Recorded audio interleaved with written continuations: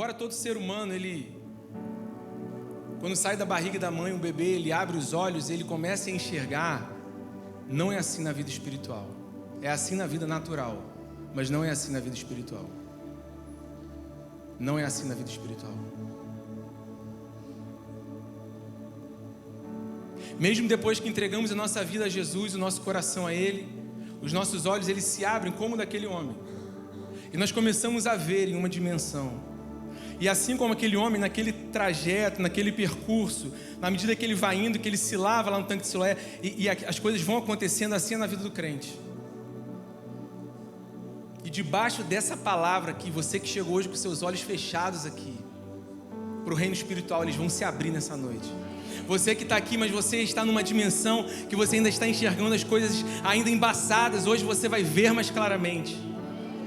Você que está vendo mais claramente, talvez hoje os seus olhos se abram numa clareza que você nunca viu, pelo poder do Espírito Santo.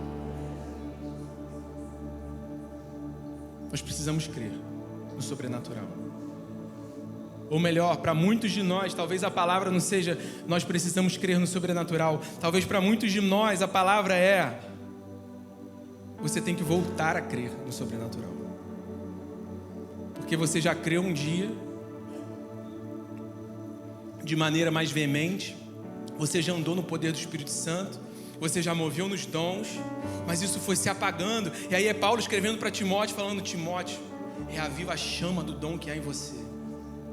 Nessa noite aqui, dons vão ser liberados. Dons vão ser reavivados aqui nessa noite.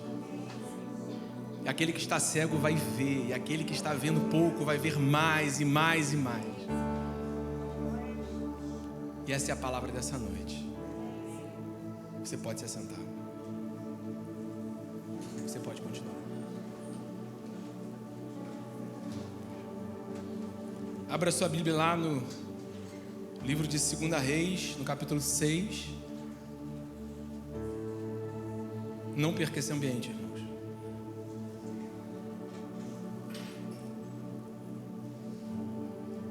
Sim, eu creio em Ti, Deus do sobrenatural.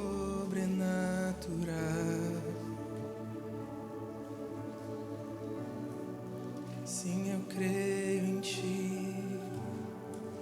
Sim, eu creio em Ti, Deus do sobrenatural.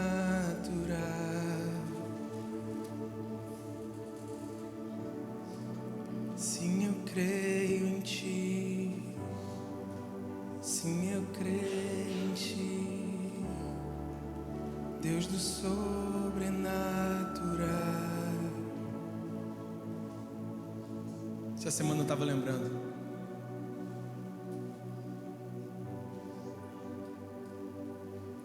Algumas histórias da minha família. Minha mãe conta que aos 5 anos de idade, meu pai estava desempregado e estava passando uma dificuldade. Ele conseguiu um emprego numa escola para dar aula, Colégio São José, ali em Caraí, Santa Rosa, né? E minha mãe glorificou o Senhor, foi resposta de oração, mas não tinha uniforme para eu ir para a aula. E aquilo, não sei porquê, começou a doer no coração da minha mãe. Aí ela foi aos pés de Jesus e começou: Jesus, meu filho vai começar a aula, vai ficar um mês sem uniforme, porque a gente não tem dinheiro para comprar uniforme.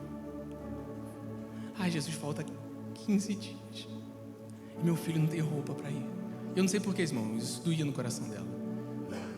15 dias, Senhor, ele não tem roupa para ir. Meu filho vai ficar um mês indo, porque é 14 dias, Senhor, 14 dias. Meu filho vai para a escola e só quando meu marido receber no próximo mês. E isso doía nela. Senhor, 10 dias, Senhor. Senhor, 8 dias, Senhor. Meu filho não tem roupa. 5 dias para começar a aula, o interfone toca. Aí uma vizinha falando: eu estou sabendo que o Tiago vai para o colégio do filho dela lá. Então eu briguei com a direção, tirei ele da escola. Mas eu já tinha comprado todas as roupas, então aqui tá... Tem blusa de manga curta, manga longa, camiseta, short, tudo. Não foi nem usado. Você quer? Eu vou mandar entregar aí na sua porta. Aí chegou na porta. 5 dias. A bolsa de roupa. Você precisa crer, irmãos. A gente vai vivendo uma vida muito natural. A gente tem uma dor, a gente corre por remédio. A gente tem um problema e começa a olhar para as seguranças aqui dessa terra. A olhar naquilo que a gente pode se apegar. A gente ouve os testemunhos. E lá no fundo aqui, ó, tem uma pontinha de ceticismo. Que parece que com o tempo ela vai crescendo, crescendo, crescendo.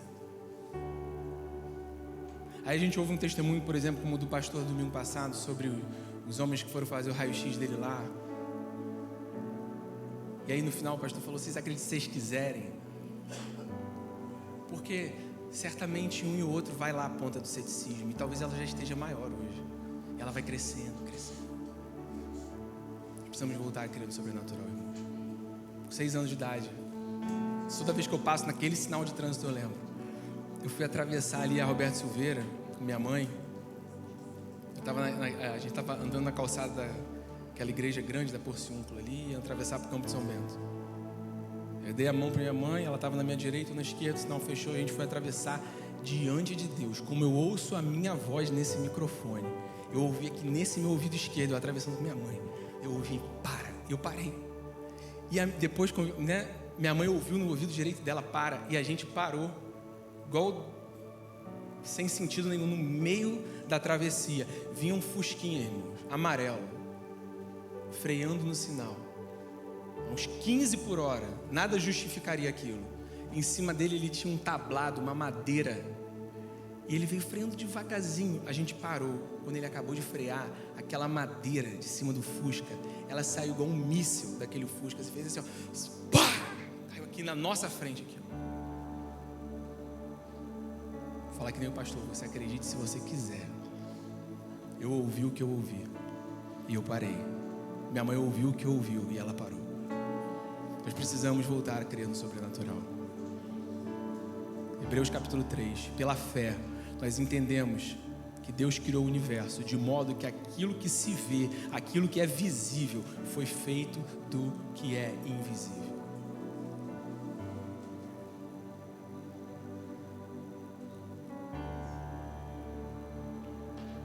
Segunda Reis capítulo 6, versículo 8.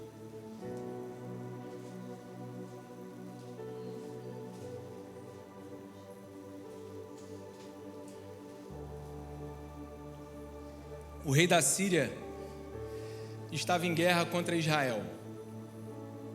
Em seu conselho com seus oficiais disse: em tal e tal lugar estará o meu acampamento. Mas o homem de Deus mandou dizer ao rei de Israel. O homem de Deus aqui é Eliseu. O Eliseu mandou dizer ao rei de Israel. Entenda, o rei da Síria estava em guerra contra Israel. E em conselho com seus oficiais, o rei da Síria lá na Síria, em conselho com seus oficiais, disse: em tal e tal lugar estará o meu acampamento. Aí corta a cena para Israel. Aí o homem de Deus, que é Eliseu, mandou dizer ao rei de Israel: evite passar por tal lugar, porque os sírios estarão descendo para ali. O rei de Israel enviou tropas ao lugar de que o homem de Deus lhe havia falado e de que o tinha avisado, e assim se salvou mais do que 1 ou 2 vezes. Então era tipo Gato e Rato, tipo Polícia e Ladrão, tipo Prenda-me se for capaz, aquele filme. O rei da Síria definia sua estratégia de guerra, por onde que ele ia atacar, onde que ele ia acampar para atacar Israel. E aí Deus revelava para Eliseu a posição do exército inimigo. E aí o exército de Israel ia para o outro lado. E aí os sírios chegavam lá e não encontravam. Ah não, então eu vou por aquele outro lado ali, vou montar meu acampamento ali. E aí Deus revelava a Eliseu. E aí Eliseu avisava o rei de Israel, ele fugia para o outro lado, ele chegava e não achava ninguém de novo. O rei da Síria ficou angustiado com este incidente.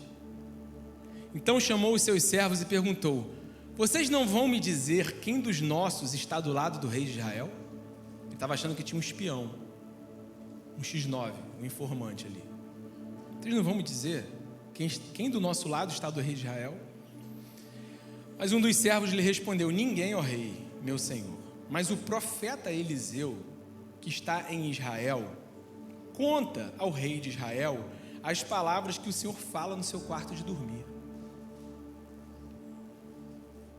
Então o rei disse: vão e descubram onde ele está, para que eu mande prendê-lo. Então ele achou que ia lá prender Eliseu e ia acabar isso, ele ia conseguir.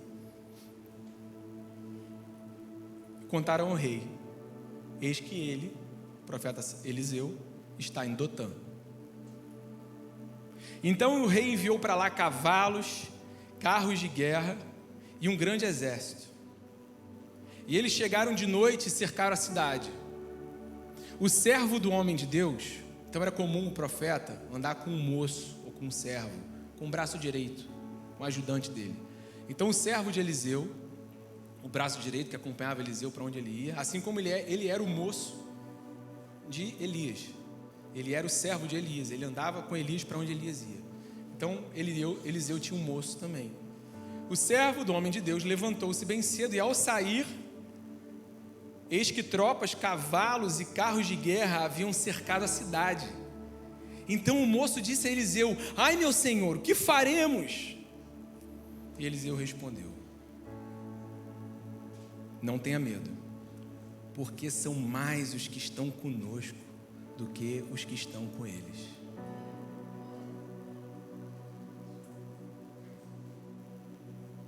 Então Eliseu viu algo e ele sabia de algo aqui que o moço dele não sabia. E Eliseu orou e disse: Senhor, peço-te que lhe abra os olhos para que veja.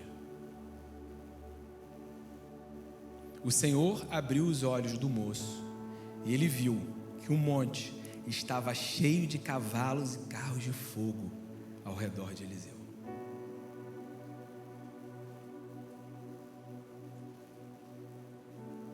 O invisível, irmãos, é mais real que o visível.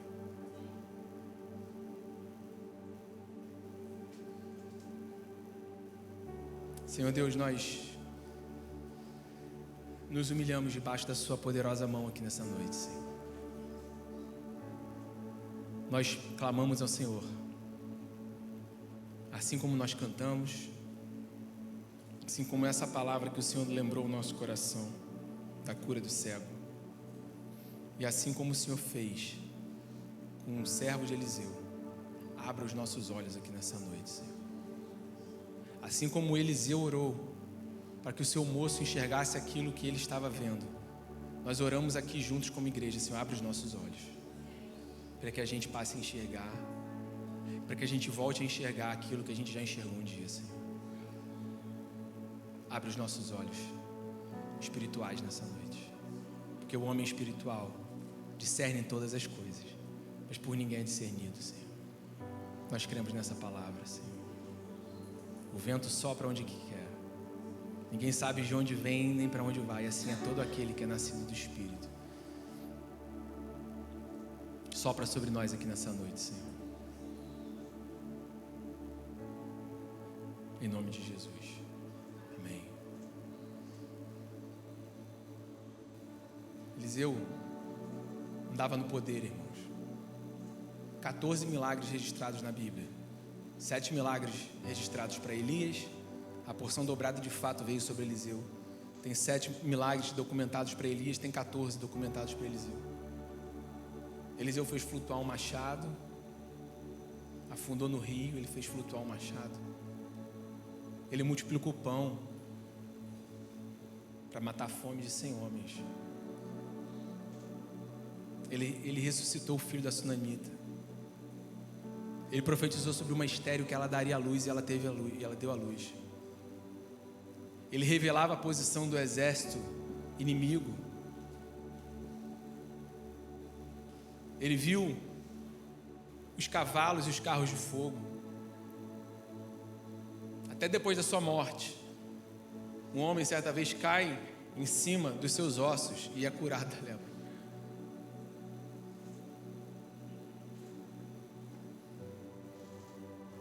Nós precisamos, irmãos, desejar isso. Nós precisamos desejar isso, nós precisamos desejar os dons. Precisamos buscar os dons. Nós precisamos voltar a crer, irmãos, no sobrenatural. quero falar rapidamente aqui sobre algumas coisas que atrapalham a gente. Basicamente, eu quero usar 2 exemplos que o Senhor trouxe ao meu coração. Quando a gente fala do sobrenatural, de dons, de milagres, há um ceticismo no nosso coração. Quero que você abra a sua Bíblia lá, em Atos, no capítulo 10. Eu quero que a gente enxergue, irmãos, que a gente, muitas vezes, a gente já tem a nossa mente está calcificada e ela está cauterizada com coisas que a gente ouviu ou que a gente aprendeu. E às vezes o nosso ensino e o que a gente não quer desapegar daquilo. E às vezes a gente está se apegando mais aos padrões e aquilo que a gente ouviu e foi ensinado. E a gente se fecha tanto para aquilo que realmente Deus tem, porque a gente ouviu uma vez uma coisa e a gente está cauterizado naquilo. E aqui o apóstolo Pedro, ele foi desafiado de uma maneira. Abra lá em Atos 10, do 11 ao 16. O apóstolo Pedro teve uma visão aqui nessa hora. Atos 10. Viu o céu aberto e um objeto como se fosse um grande lençol que descia do céu e era baixado à terra pelas 4 pontas, contendo todo tipo de quadrúpedes, répteis da terra e aves do céu. E ouviu-se uma voz que dirigia a ele: levante-se, Pedro, mate e coma. Mas Pedro respondeu: de modo nenhum, Senhor, porque eu nunca comi nada que fosse impuro ou imundo. Pela segunda vez a voz lhe falou: não considere impuro aquilo que Deus purificou. Isso aconteceu 3 vezes, e em seguida aquele objeto foi levado de volta ao céu. Então Pedro estava aqui, diante dessa visão, animais que pela lei lá de Moisés você não poderia comer. E aí o Senhor manda: mas eu que sou o Senhor, estou mandando, faça. E aí ele não estava entendendo aquilo, e depois isso veio ao entendimento dele, natural, o que era, como que isso se manifestou. E aí isso está lá no versículo 26 e 27 do mesmo capítulo de Atos capítulo 10. E a palavra de Deus diz assim: mas Pedro levantou dizendo: levante-se, porque eu também sou apenas um homem.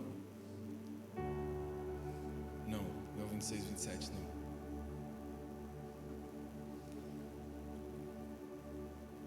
Pedro está pregando na casa de Cornélio, logo em seguida.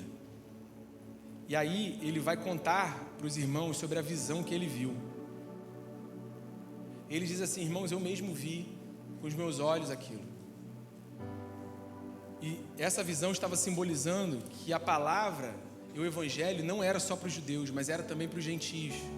Mas aquele protocolo teve que ser quebrado no coração de Pedro naquele momento. E aí ele vai e prega na casa de Cornélio. É o 36 e o 37. Essa é a palavra de Deus. Enviou aos filhos de Israel, anunciando-lhes o evangelho por meio de Jesus Cristo. Esse é o Senhor de todos. Vocês sabem o que aconteceu em toda Judéia, tendo começado na Galiléia, depois no batismo que João pregou. E ele continua a pregar aqui para os gentios. Ele começa a explicar: olha, não, eles não são impuros, eles também merecem o evangelho. Aquele protocolo foi quebrado ali na cabeça de Pedro. E aí Pedro prega e o Espírito Santo vem sobre os gentios. E o Espírito Santo vem sobre eles, e eles começam a profetizar, eles começam a falar em línguas, a declarar as maravilhas de Deus, são batizados. E muitas vezes a gente está preso nos protocolos, a gente está preso nos protocolos. Isso impede que a gente se abra para aquilo que Deus tem. O nosso olho ainda está fechado espiritualmente falando. Jesus, já deixa sua Bíblia aberta lá em Lucas capítulo 8. Jesus, ele está andando e um homem chamado Jairo vai até ele. E o texto de Lucas 8,40 diz que Jairo se lança aos pés de Jesus e começa a clamar pela filha dele que estava morrendo.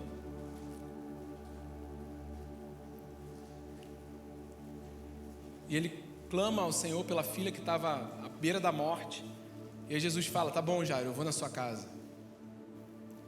E aí Jesus se vira com os seus discípulos e com aquele grupo que está ali, eles começam a ir na direção da casa de Jairo. A menina tinha 12 anos de idade. Enquanto Jesus está indo com seus discípulos na direção da casa de Jairo, aquela multidão apertando e comprimindo Jesus, chega uma mulher por trás e toca na orla do seu manto. E aquela mulher tinha uma enfermidade também há 12 anos. Há 12 anos atrás, aquela menina andava nascendo e aquela mulher estava morrendo há 12 anos.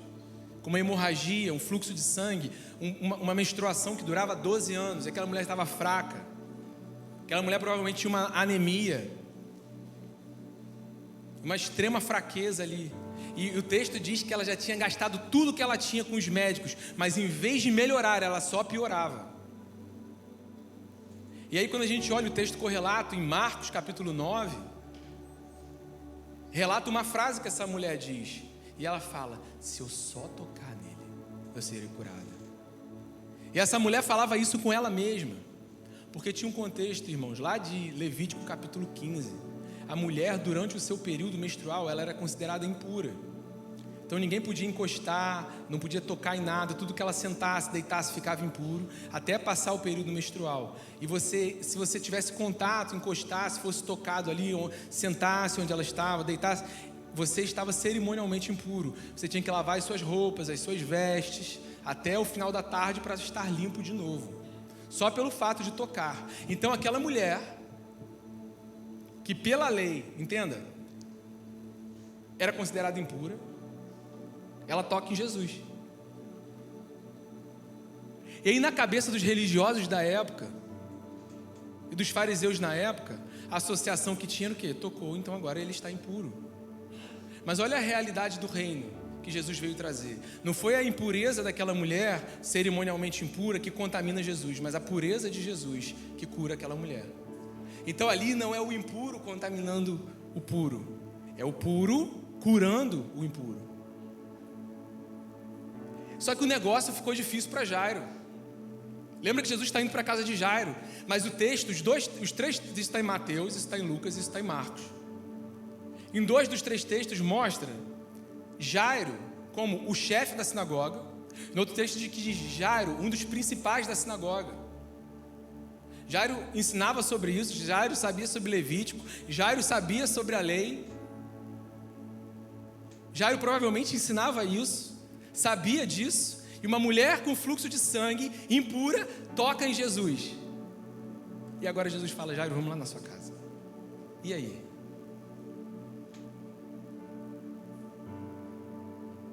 Dos mesmos criadores de que não podia curar no sábado, Jesus curava no sábado. Jesus veio, quando ele prega o Sermão do Monte, em Mateus 5, 6 e 7, ele vem pregar o evangelho do reino para um povo que tinha a lei totalmente disfuncional para eles. Eles tinham uma religião disfuncional. Eles tinham a lei na mão, mas era disfuncional na vida deles, porque eles não aplicavam aquilo na realidade do reino de Deus. Então ali a impura, ao tocar em Jesus, em vez de deixar Jesus impuro, não, ela é purificada e curada. Mas você imagina para Jairo como que ali ele poderia falar: não, opa, o meu protocolo aqui, o que eu aprendi aqui, você está impuro, Jesus, a gente se vê até amanhã, quando você cumpra lá Levítico capítulo 15, lave suas roupas, no final da tarde você aparece lá em casa. Vocês entendem? E aí Jesus vai para cá, e aquele homem não se importa com isso, abre a porta da sua casa. Jesus chega naquele lugar e um milagre acontece.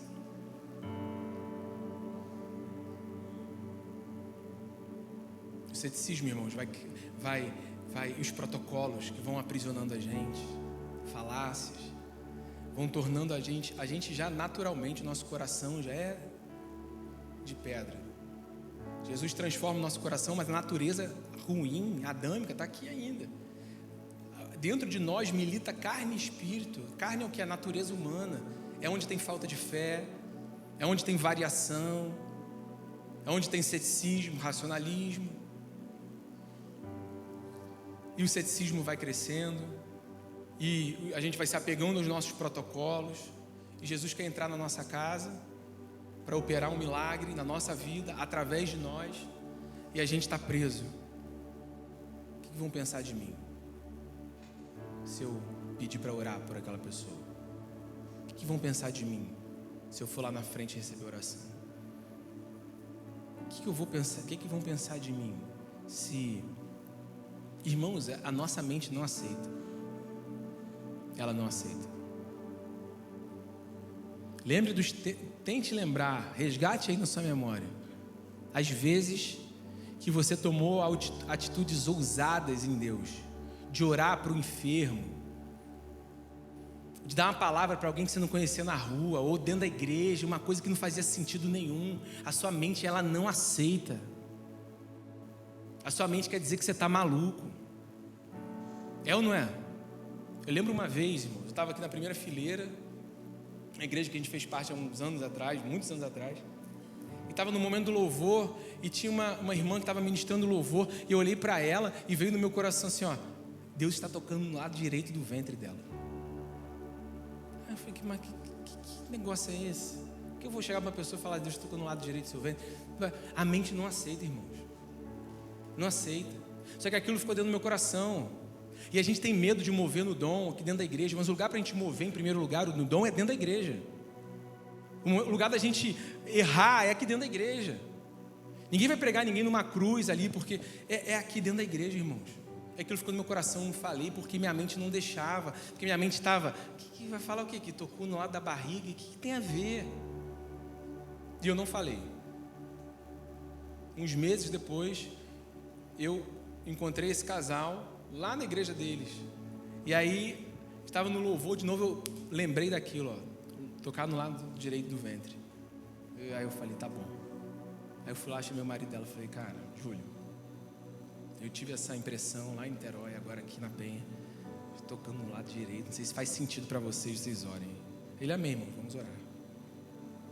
Esqueci, mas falei, aí quando eu acabei de falar e saí, falei, aí, maluco, vergonhado, nada a ver, ridículo, entendeu? A mente, irmão, a nossa mente, ela não aceita, ela quer brigar com a gente o tempo inteiro. Sei lá, 9 meses, 10 meses depois, 1 ano depois quase, voltei lá na igreja deles, estava ali tomando um café no curso, aqui na salinha, então, sentei lá com ele, falei, cara, tem que te contar uma coisa, aquilo que você falou pra gente não fez sentido nenhum. A gente estava tentando engravidar e ela só tinha óvulos, o médico falou que a gente só ia tentar com os óvulos do lado esquerdo, porque do lado direito não tinha nada que prestasse, não tinha óvulos, sei lá. E a gente já tinha feito 2 inseminações com os óvulos do lado esquerdo e não tinha dado certo. E aí, depois daquela palavra, apareceu um óvulo. Sei lá, o médico decidiu usar um óvulo do lado direito.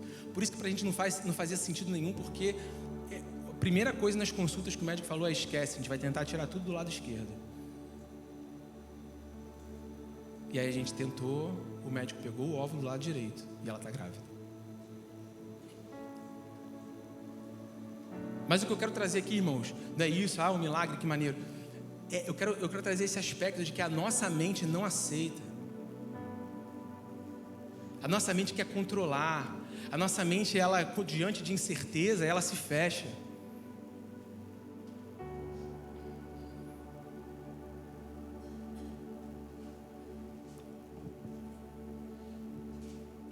Abra lá em Marcos capítulo 16, versículos 16 e 17. Não, 17 e 18.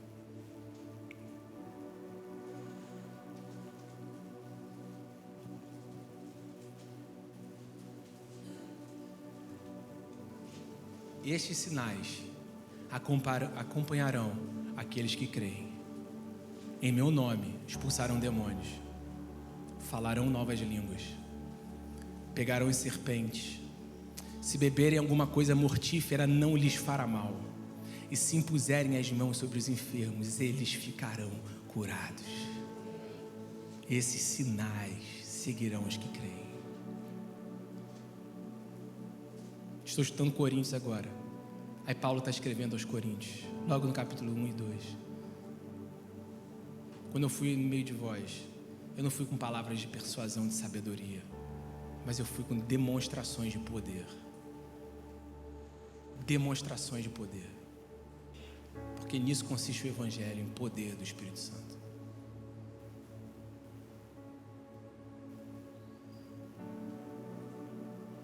Abra lá em 1 Coríntios 2, 4. Acho que é esse texto.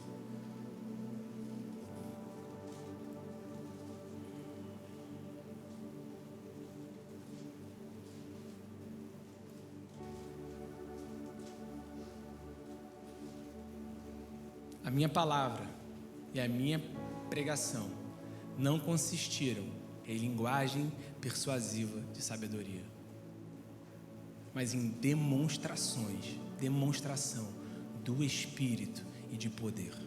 E poder aqui no grego é dunamis, dinamite, aquilo explosivo, jamais visto, sobrenatural. Os sinais seguiriam aqueles que creem.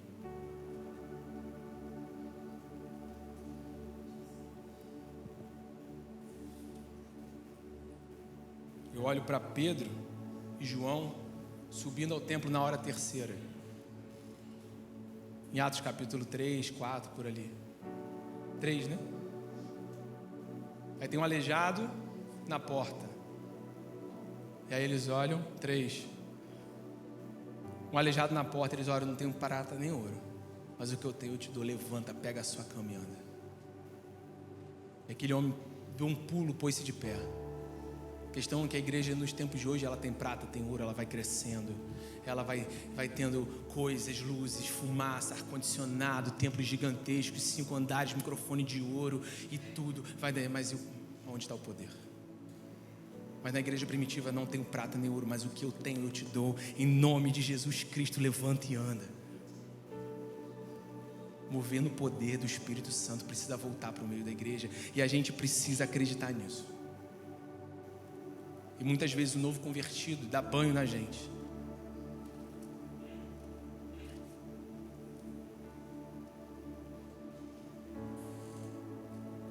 Jesus fala que quem não tiver um coração como de criança não herda o reino dos céus. E você já viu o coração de criança? Você pega uma criança do Kids, chama qualquer criança do Kids aqui agora, até uns 5, 6 anos, e fala assim, ó, debaixo daquele tapete ali tem uma caixa de Lego de 1000 peças. Tem um castelo ali, tem um buraco ali que se abre e vai ter um parque de diversões. Ele vai abrir, ele vai chegar ali e vai levantar. Porque acredita, porque é fácil de acreditar. Porque essa facilidade do coração da criança de acreditar. O problema é que a gente vai caminhando e a gente vai ficando difícil de acreditar. Parece que agora Deus tem que ficar se esforçando para a gente acreditar e crer nas coisas. Deus aparece a Abraão e fala, vai para a tua terra, e ele foi. Acabou o texto ali, foi. E ele pegou mulher, juntou as coisas e foi. Ele não ficou mais, mas e aí? Tem certeza? Para onde que é? E ele foi. Ele não só foi, mas como ele acreditou naquilo, que em Hebreus 11 fala que mesmo em terra prometida, a terra era dele, ele tinha direito, a terra era dele, mesmo em terra prometida, ele foi como um peregrino, ele habitou em tendas, a terra era dele, ele tinha direito de fazer um palácio, um negócio para ficar ali, não, mas o coração dele, ele estava pronto para Deus falar, opa, mudou, agora é para lá, ele habitou em tendas. Hebreus 11 fala, habitou em tendas, mesmo na terra da promessa, ele não se fixou ali, porque ele buscava uma pátria celestial. Fez o coração fácil de acreditar. Paulo, escrevendo aos Gálatas, diz que quando ele foi chamado para o ministério, ele não consultou carne ou sangue, ele não consultou pessoa alguma. Mas será que é? Ele foi. Mas o nosso coração vai ficando difícil da gente acreditar. Dá-nos coração como de criança, Jesus. Dá-nos coração como de crianças. Agora, protocolos, ceticismo, isso vai travando a gente. A gente vai ficando duro, a gente vai ficando cético. Mas em nome de Jesus, o Senhor nos trouxe essa palavra aqui para a gente acordar. A gente precisa viver em poder, irmãos. E não tem poder sem batismo no Espírito Santo. Não tem. Não tem uma vida sem poder, sem batismo no Espírito Santo. Não tem. Quer dizer então que eu não sou salvo? Não. Uma coisa, aceitar Jesus e o Espírito Santo vir como selo, que a palavra diz em Efésios, selo, penhor da nossa esperança, selados pelo Espírito Santo da promessa, que os antigos chamavam de segunda bênção. Outra coisa é o batismo. Aceitamos Jesus, o Espírito Santo vem habitar dentro de nós. Mas há um segundo passo, que é um batismo. O que é batismo? Batismo é um mergulho, uma imersão, ser submergido, ser mergulhado no Espírito Santo, imergido no Espírito Santo, um nível muito mais fundo. Quando Jesus olha para Pedro e fala: Pedro, vá para onde as águas são mais fundas. Pedro está ali lavando as redes, passou a noite inteira e não pegou nada. Lucas capítulo 5. Pedro está lavando as redes ali. Lavar as redes depois que a pesca é boa, você está ali lavando, quer ir para a próxima. Agora, lavar as redes, irmãos, depois que você não pega nada, deve ser difícil. Está ele lavando as redes. Jesus chega na praia, pede emprestado o barco de Pedro. Pedro, empresta seu barco. Pedro empresta o barco, Jesus afasta um pouco, Jesus faz um culto ali. Jesus pregando, o cego enxerga, o surdo ouve, o mudo fala, o oprimido é liberto. Mas Pedro mesmo, que emprestou o barco, nada, sem peixe ainda. Jesus faz isso conosco muitas vezes. Ele entra, usa o barco da nossa vida, os outros começam a ser abençoados, curados, mas às vezes com a gente. Mas Jesus vira e fala: Pedro, agora é a sua hora, Pedro. Mas o que eu quero tratar com você, Pedro, não é um milagre de uma casa que você precisa ali, de uma cura na sua coluna. Pedro, vai para onde as águas são mais fundas. Afasta o barco da praia, Pedro. Aí Pedro afasta e vai lá. E aquele Pedro que começa a caminhada é bem diferente do que aquele que termina a caminhada lá em João 21.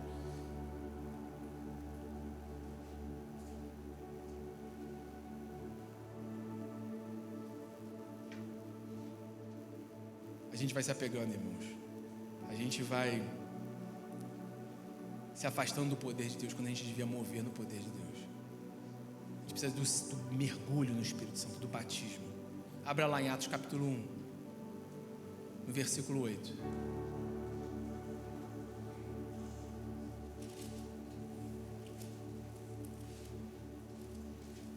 Já deixa preparado aí João capítulo 20, que agora você vai entender uma coisa.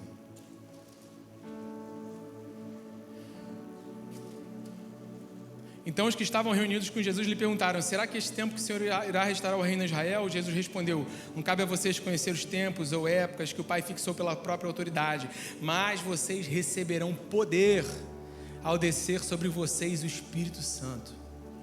Vocês, de novo a mesma palavra aqui, dunamis, dinamite, essa força explosiva, sobrenatural, mas vocês receberão poder quando descer sobre vocês o Espírito Santo.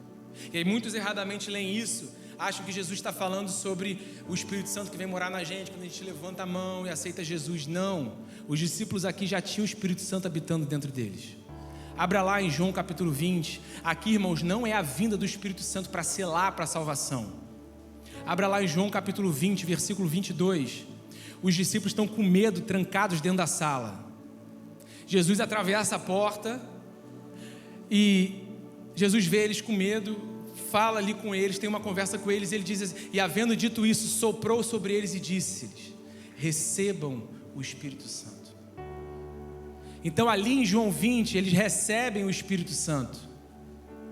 Ali eles são selados com o Espírito Santo da promessa. Ali o penhor da nossa esperança, que Paulo escreve, habita no coração deles.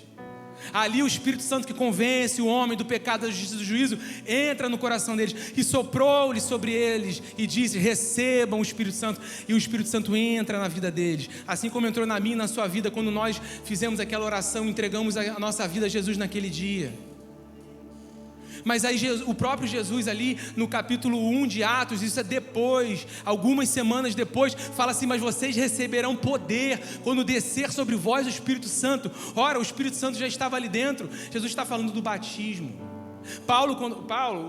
O escritor de Hebreus, quando está escrevendo o capítulo 6 de Hebreus, falando sobre a maturidade cristã, fala que não tem que lançar de novo fundamentos de vocês sobre doutrinas de obra morta, sobre ressurreição dos mortos, doutrina sobre batismos, no plural.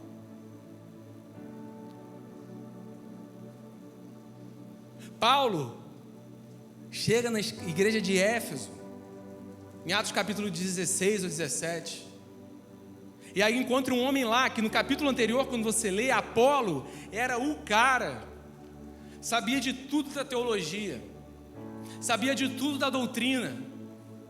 E aí Paulo chega lá na igreja de Éfeso e fala: vocês receberam o Espírito Santo? Nós nem ouvimos falar desse tal Espírito Santo. Aí Paulo fala: não. Vamos começar de novo isso aqui então. Estava ali, era um homem de Deus, o povo de Deus ali, era a igreja de Deus. Paulo chega: vocês receberam o batismo do Espírito Santo? Nós nem ouvimos falar nesse Espírito Santo. Paulo fala: então calma aí, vamos começar aqui de novo, junta aqui. E impôs-lhes as mãos e foram cheios do Espírito Santo.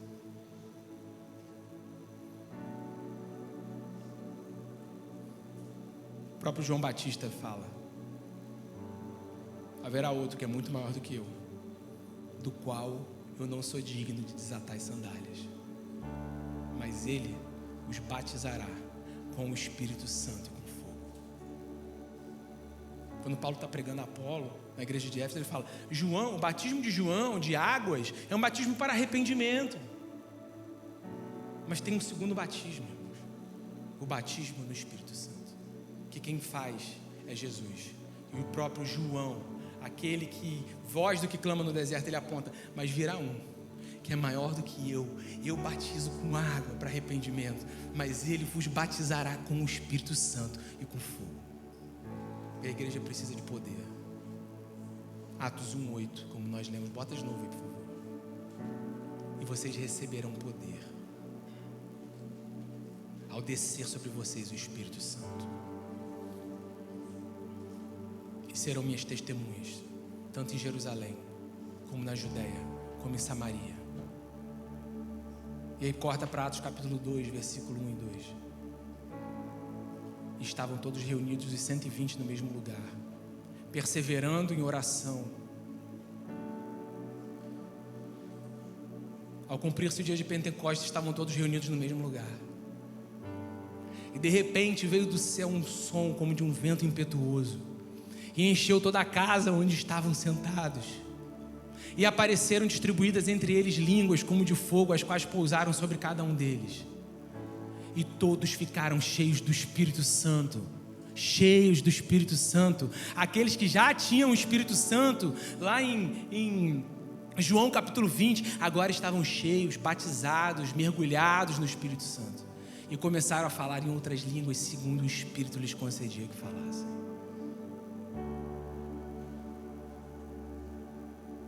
Efésios capítulo 6, abra lá. Vamos ler o 1, 2, o 3, depois o 10. Filhos, obedeçam aos seus pais, o 2, desculpa. O 3, desculpa. O 4, desculpa. O 5. O 6. O 7. O 8. O 9. Aí, agora chegou. O 10.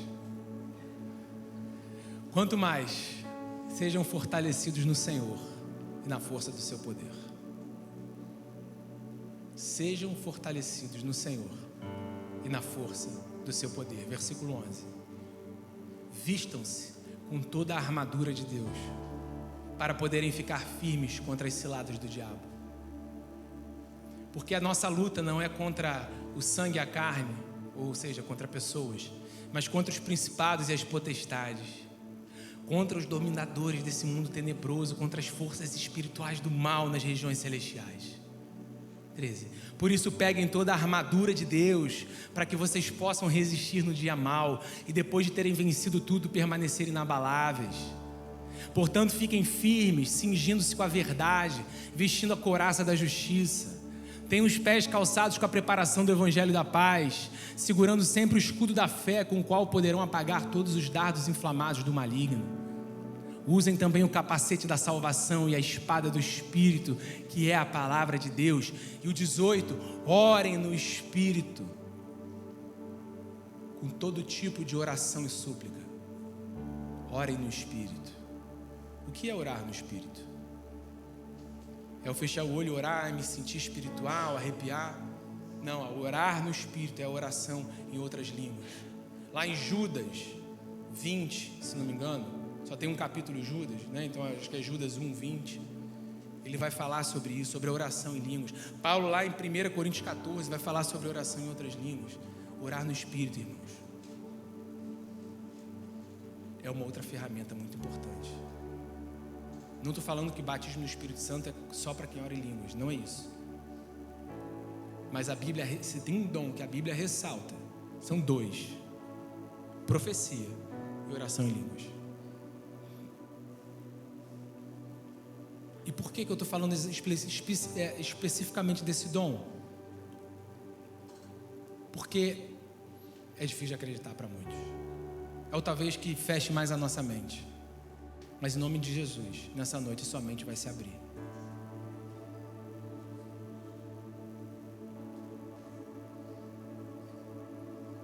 Nós precisamos desejar os dons. Abra aí em 1 Coríntios capítulo 12. Olha o primeiro versículo de 1 Coríntios 12. Irmãos, não quero que vocês estejam desinformados a respeito dos dons espirituais. Versículo 2. Vocês não é para vocês estarem desinformados. Nós aqui. Vocês sabem que quando eram gentios se deixavam conduzir aos ídolos mudos, conforme vocês eram guiados. Por isso quero que entendam que ninguém que fala pelo Espírito de Deus afirma anátema Jesus, ou seja, maldito seja Jesus. Por outro lado, ninguém pode dizer Senhor Jesus senão pelo Espírito Santo. Ora, os dons são diversos, mas o Espírito é o mesmo.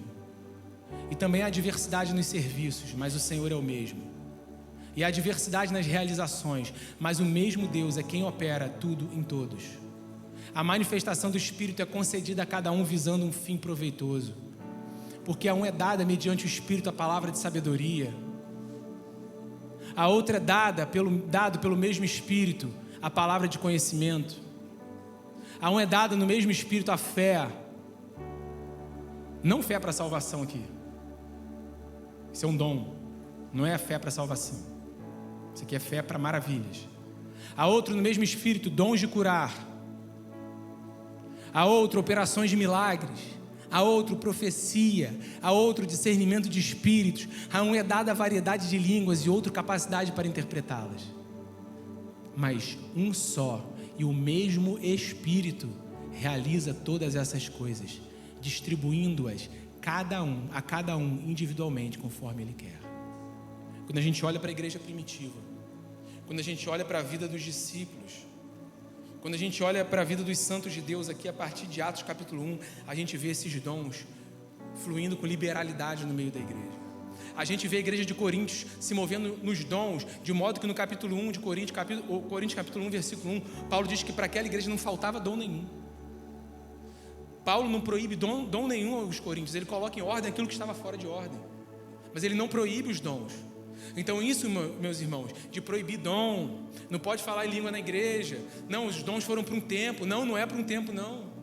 Pedro lá no capítulo 2 de Atos, quando ele começa a pregar, vem o Espírito Santo sobre aquele lugar, eles ficaram cheios do Espírito Santo e aqueles homens ficam maravilhados, e Pedro começa a pregar. No final da pregação de Pedro, aqueles homens fazem uma pergunta: o que faremos então para sermos salvos? Aí eles se arrependam, e aí eles creem ali, e aí eles são batizados, e aí Pedro fala: mas isso é para vocês, para os seus filhos, para aqueles que estão perto, para aqueles que estão longe, para todos quanto o Senhor chamar.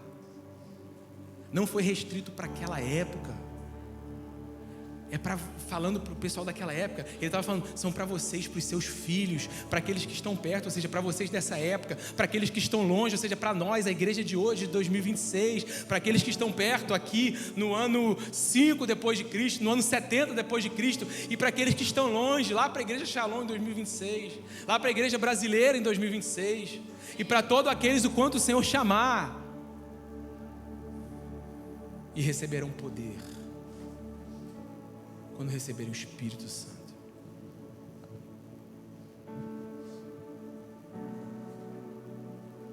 Feche seus olhos aí, irmão, no seu lugar.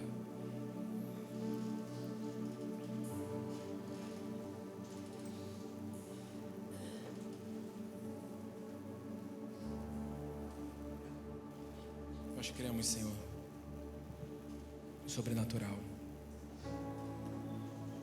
Deixa o Espírito Santo ministrar o seu coração. Deixa o Espírito Santo ministrar o seu coração. Quando a gente fala do sobrenatural, talvez você... Há algum tipo de pessoa aqui que, do ponto de vista espiritual, você precisa ser despertado para os dons. Ou para um dom específico, como falar em línguas. Ou para o batismo no Espírito Santo, que não necessariamente vem com o dom de línguas, mas muitas vezes vem. Ou você está aqui e você se enxerga, eu sou cético, tenho dificuldade de acreditar, tenho dificuldade quando alguém conta um testemunho miraculoso, quando eu leio uma história dessa, de que Eliseu orou para que o vista do servo dele fosse aberto e tinha carro de fogo na montanha. Como é isso?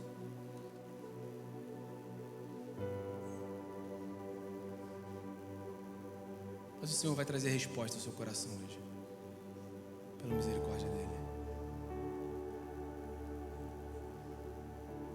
Ou às vezes é um tipo de pessoa que está aqui, que tem um milagre que sobrenaturalmente só o Senhor pode fazer, só que você nem acredita mais.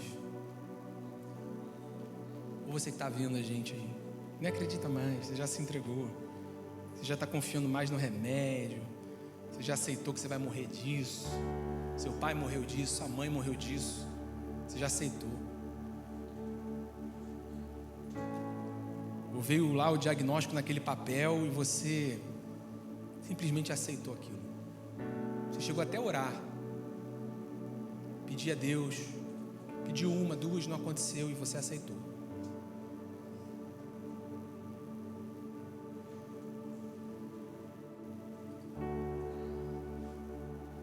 Vou dar um testemunho para aquecer o seu coração em relação à cura. Minha mãe estava grávida de mim. Meu pai chegou em casa e falou: perdi o emprego. 8 meses. Fui demitido. Minha mãe se desesperou e entrou em trabalho de parto naquele mesmo dia.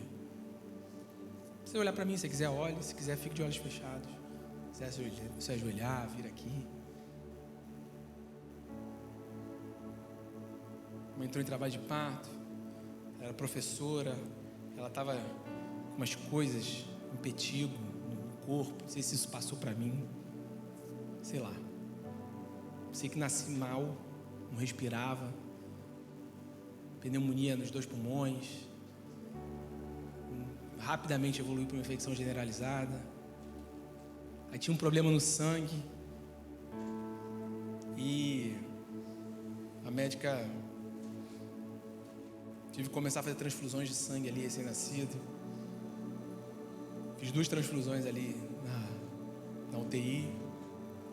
Minha mãe não conhecia Deus, meu pai também não, a família do meu pai, aquele sincretismo católico espírita. Minha mãe, 25 anos de idade, não conhecia o Senhor, estava ali também, ia no centro, ia na igreja católica, aquele negócio. E fui piorando, não tinha mais acesso para pegar nos braços, nem no pé, botaram um acesso na minha cabeça aqui. Aí o negócio deu ruim aqui, começou a dar um abscesso, aí teve que fazer uma cirurgia aqui na cabeça. Aí precisei de outra transfusão de sangue. E o negócio foi piorando. Aí eu começava a ter uma série de convulsões. Minha mãe não conhecia Jesus. Ninguém na família da minha mãe conhecia Jesus. Na verdade, naquelas semanas ali, meu tio estava sendo evangelizado, irmão dela. E aí até que um dia ela chegou no hospital com meu pai e os médicos falaram: piorou muito. E ele teve muitas convulsões, ele está muito tortinho. Piorou muito, você é nova. Minha mãe tinha 25 anos. Você vai ter outro filho. Até porque se seu filho sobreviver, ele já está lesado. A gente não sabe a extensão da lesão, caso ele sobreviva, o que é muito difícil. Ele vai ficar surdo, cego, mudo, não andar.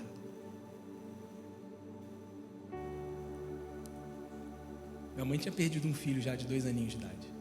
Você fala assim, uma mãe de 25 anos, você vai ter outro. Eu já perdeu um.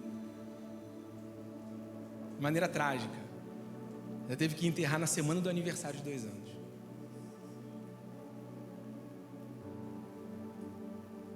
Minha mãe se desesperou.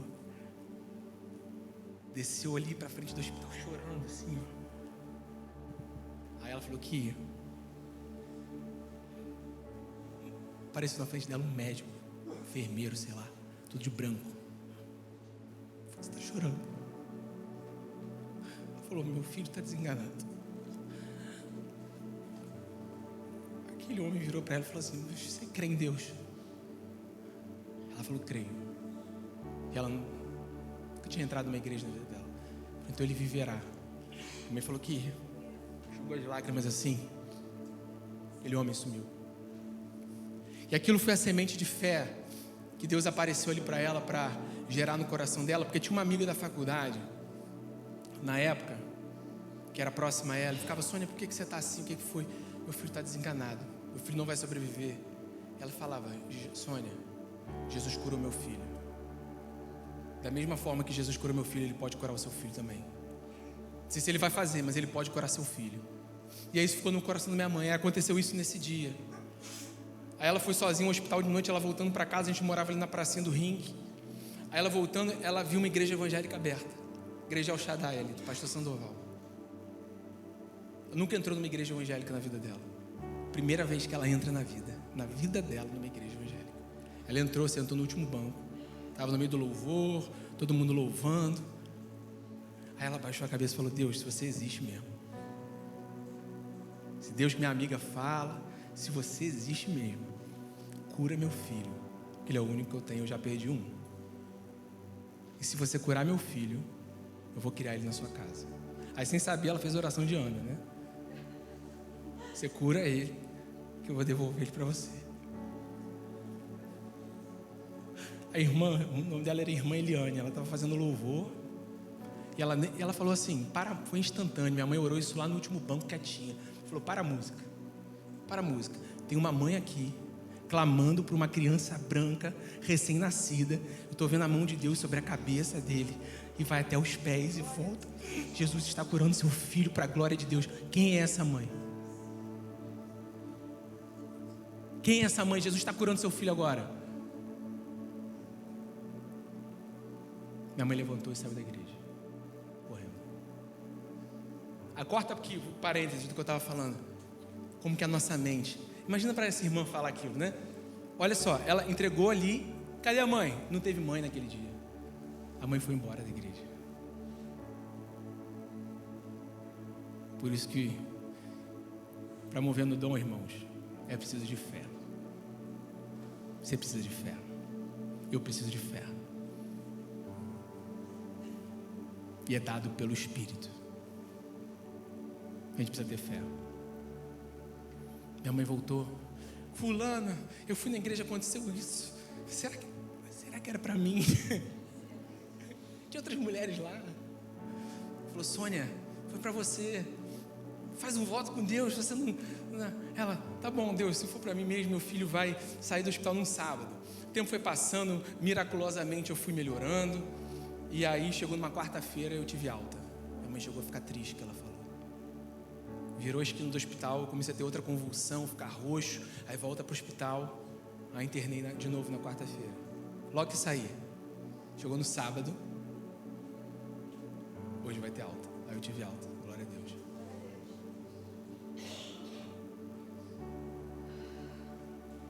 Tem muitos aspectos aqui nessa história. O outro deles que eu queria reforçar com você é aquela amiga da faculdade ficava, Jesus pode curar seu filho. Jesus curou o meu, Ele pode curar o seu. Jesus está ali, passa. Aí esse texto que nós lemos de João capítulo 20. Jesus atravessa a porta. Os discípulos estão ali. Aí tem um que fica cético, Tomé. Aí Jesus vem aqui e toca nas cicatrizes. Muitos irmãos vão vir para Jesus porque vão ver as nossas cicatrizes. E Jesus falou, toca aqui, Tomé. Bem-aventurados que não viram e creram. mas muitos vão precisar ver as nossas cicatrizes. Quando eu estava desviado, irmãos, aí eu fui criado, aí minha mãe cumpriu o que ela falou. Fui criado contra tudo e contra todos na casa de Deus. Família inteira do meu pai naquele misticismo. Meu próprio pai, dentro de casa, vai levar um menino para a igreja. E na igreja que eu era, irmão, não era culto domingo, não. Era culto terça à noite, era culto quinta à noite, era culto domingo de manhã, era culto domingo à noite. Minha mãe ainda fazia teologia quarta à noite, ia para a igreja terça, quarta, com roupa da escola, era baratinho de igreja. E era consagração, e era vigília, e levava a toalhinha e botava no banco ali. O banco do ceia era duro. Quando faziam lá embaixo era duro o banco. Quando era no templo era bom, que era fofinho, mas lá embaixo era duro. Dormia em banco duro, no chão, levava ali, ó. Contra tudo e contra todos. Vai ficar bitolado, menino. Ouvia isso de alguns tios. Tá levando, ó, um sol desse para a praia, vai levar menino para a igreja, vai ficar fanático, vai ficar bitolado. Glória a Deus, irmãos. Glória a Deus. Ensina um menino no caminho que deve andar. E aí, quando eu estava desviado, 7 anos desviado, um dia em casa, eu acordei com um vazio que eu não consigo explicar para você, dentro do meu coração. E nada fazia passar aquele buraco dentro de mim. Nada. E aí tinha um chato na minha faculdade, Davi o nome dele, que ficava: e aí, Tiago? Ele era da Metodista de Caraí ali. E aí, Tiago, vamos lá na minha igreja. Tá vindo com caju, já volto com a castanha aqui. Igreja. E aí, Tiago, tudo bem? Vamos lá na minha igreja. Isso é importante vocês aí, ó. Vamos lá na minha igreja. Vocês jovens, adolescentes. Chato. Valeu, cara. Valeu. Onde eu vou lá.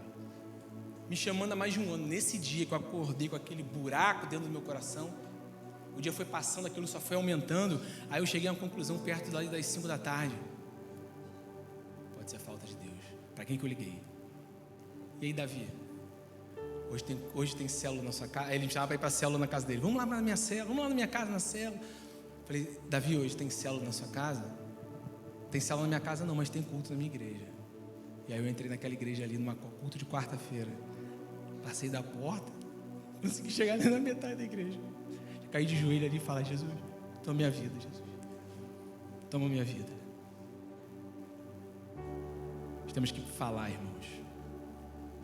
Vocês jovens, falem. Porque o dia que o sapato apertar do seu amigo, ele vai ligar para você. O dia que o sapato da minha mãe apertou, ela lembrou da amiga dela falando: Jesus curou meu filho, ele pode curar o seu também. A porta da igreja estava aberta. Ela entrou naquela igreja. Nós precisamos crer no sobrenatural. Nós precisamos crer que a obra não é minha, não é sua. Não é pelo muito falar, mas é pela obra do Espírito Santo. Mas nós precisamos falar. Quero que você feche seu olho nesse momento.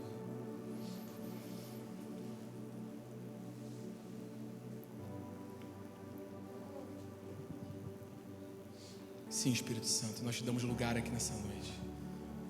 Sim, eu creio em Ti. Sim, eu creio em Ti, Deus do sobrenatural.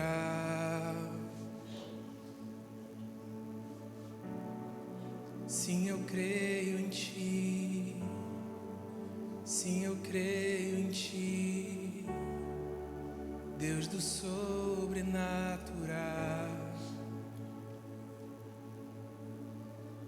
Abre os nossos olhos, Jesus.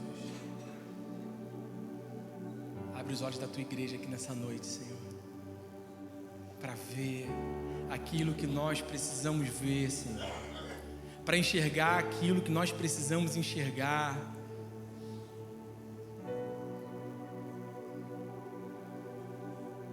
Abre os nossos olhos, Senhor. Nós nos submetemos à Sua palavra, nós nos submetemos ao Seu Espírito aqui nesse lugar. E oramos: abre os nossos olhos.